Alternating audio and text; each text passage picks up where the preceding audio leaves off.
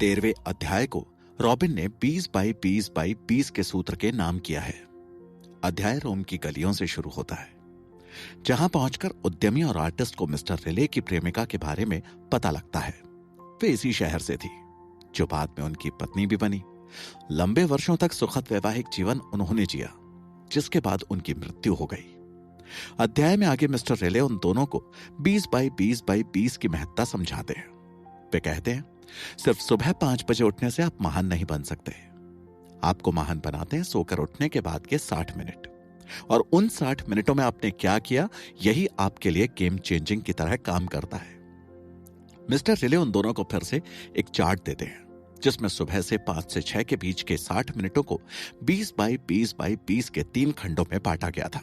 उसमें बताया गया था कि आपको प्रत्येक 20 मिनट में क्या करना चाहिए, क्यों करना चाहिए, और उससे आपको फायदा क्या मिलेगा।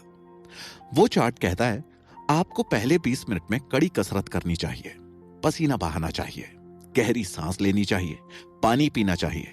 यह सब इसलिए करना है क्योंकि यह आपके कॉर्टिसोल की सफाई करेगा, मेटाबॉलिज्म बढ़ाएगा एवं अन्य स्वास्थ्य लाभ देगा। इससे आपका तनाव कम होगा, आपको अच्छा और लंबा जीवन मिलेगा, ध्यान केंद्रित करने में सहायता मिलेगी, प्रोडक्टिविटी बढ़ेगी। अगले 20 मिनट में आपको अपने दिन के कामों को लिखना है, ध्यान करना है, दिन की प्लानिंग करनी है, प्रार्थना करनी है और सोच विचार करना है। यह इसलिए करना है क्योंकि इससे आप अधिक कृतज्ञ बनेंगे, जागरूकता बढ़ेगी, सुख और आनंद बढ़ेगा, बुद्धिमत्ता का विकास होगा, शांति बढ़ेगी, जिससे आप अधिक सकारात्मक होंगे, क्रिएटिविटी बढ़ेगी, उतावलेपन में कंट्रोल बनेगा, परफॉर्मेंस रिच होगी और संपन्न जीवन बनेगा। अंतिम 20 मिनट में आपको अपने लक्ष्यों का पुनरावलोकन करना है और पढ़ना है। पढ़ने के लिए आप किताबें पढ़ सकते हैं, ऑडियो बुक सुन सकते हैं, पॉडकास्ट सुन सकते हैं, ऑनलाइन पढ़ सकते हैं। ये इसलिए क्योंकि इससे आपके माइंडसेट की गति 2 से 3 गुना बढ़ेगी, क्राफ्ट कैलिब्रेट होगा, पर्सनल ग्रोथ होगी, अपने क्षेत्र में प्रभुत्व बढ़ेगा, आपकी प्रेरणाओं में वृद्धि होगी। इसके बाद मिस्टर रिले उन दोनों को बहुत सुंदर लकड़ी की कलाकारी से बना जर्नल देते हैं। वे कहते हैं, इसे गाइड बुक की तरह इस्तेमाल किया जा सकता है और प्रतिदिन के काम उसमें लिखने चाहिए। रॉबिन ने किताब में इसका नाम द जर्नलिंग हैबिट डिकंस्ट्रक्शन दिया है। इसमें 10 पॉइंट्स दिए गए हैं। 1, लिखने से आप ज्यादा जागरूक, ज्यादा स्पष्ट होते हैं। 2, आपकी कृतज्ञता के भाव बढ़ते हैं। 3, हर दिन सीखने की क्षमताओं को बढ़ावा मिलता है। 4, आप कहां जीत रहे हैं यह दर्ज होता है। 5, कमजोर भावनाओं की तुलना में मजबूत भावनाओं को बढ़ाता है। 6, योजनाएं बनाने में और लक्ष्यों को निर्धारित करने में सहायता मिलती है, जिससे आपकी प्रोडक्टिविटी बढ़ जाती है।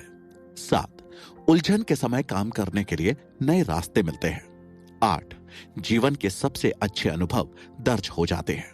9, क्रिएटिविटी को बढ़ाकर जब आपकी प्रोडक्टिविटी बढ़ने लगती है तो आप उस विषय के महारथी बन जाते हैं। 10, जीवन के मधुर और आनंदमय अनुभवों को पुनः भोगने का अवसर देता है। लिखने के इतने सारे फायदे बताते हुए रॉबिन इस अध्याय को खत्म करते हैं। वे लिखते हैं, हमें अपने डेली जर्नल में सिर्फ अच्छे नहीं बल्कि अपने कड़वे अनुभवों को भी लिखना चाहिए। यह सबसे आसान तरीका है हमारी कड़वी भावनाओं को निकालने का और साहस, बुद्धिमानी और अच्छी भावनाओं के पुनः प्रवेश का।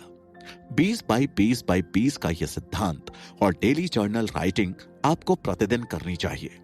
रोज ना हो सके तो कम से कम सप्ताह में 5 दिन तो करनी ही है, वरना आप 5 AM क्लब के सदस्य नहीं बन सकते।